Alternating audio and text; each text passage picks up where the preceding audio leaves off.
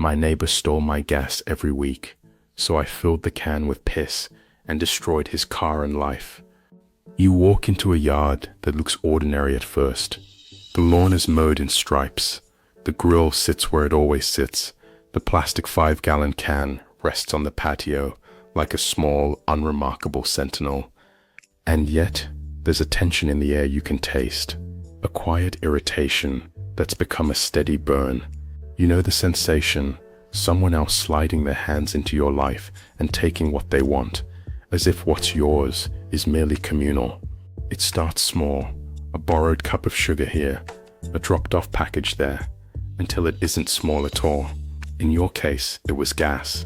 Every week, gone. Hey Reddit, ever had a neighbor who just helped himself to whatever he wanted? Yeah, this one stole my gas every single week, until I turned his free fuel into the most expensive mistake of his life. It begins like something mundane. You fill that can to the brim, 5 gallons meant for the mower, for hedge trimmers, for small domestic chores. You mow the yard and put things back, believing the ordinary order of things will hold. But the next morning, the can is almost empty. Your mower only holds a quart. No way you were burning through 5 gallons. The thought circles, who would even think to do that? Then resentment crystallizes into suspicion.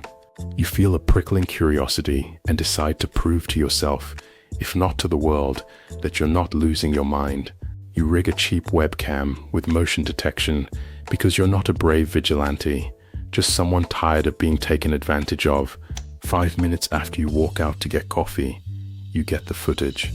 There he is, your neighbor, all easy confidence, strolling into your yard, tipping your can into his mower and his car, then setting the empty can back down as if nothing happened.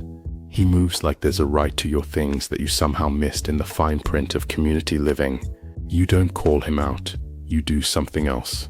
Revenge, when it's done carefully, is less about spectacle and more about poetry, a design where the injustice meets its mirror.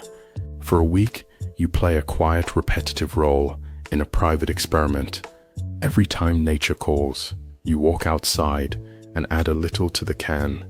Not dramatic dumps, not some cinematic spattering, but careful, deliberate additions you can live with morally, because the target is already stealing. You let the idea of justice soften the edges of your discomfort. By the end of the week, the can is mostly piss with just a thin layer of gas on top, enough to look and smell right to any hurried thief. The can sits exactly where it always has, on the patio, visible, undisturbed. You stage the bait. People like to watch a story unfurl. You give the neighbor the narrative hook. You pack your car, load bags, and make a show of leaving town. He sees you load things up. He sees you slam the trunk and walk to the street. If he's anything like he seemed in the footage, he believes opportunity is a license. He believes you're gone. I left and came back an hour later, pretending I had car trouble.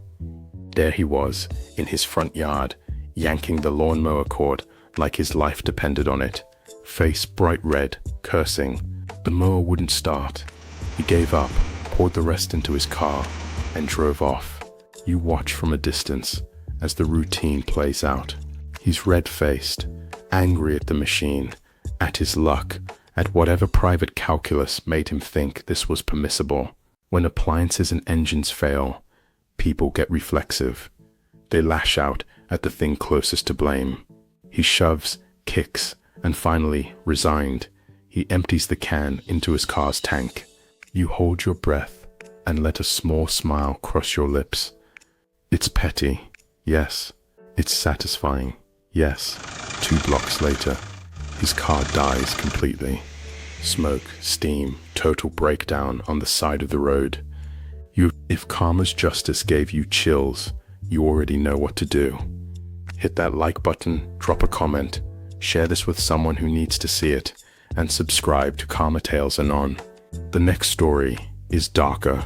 The next karma, even sweeter. Don't miss it.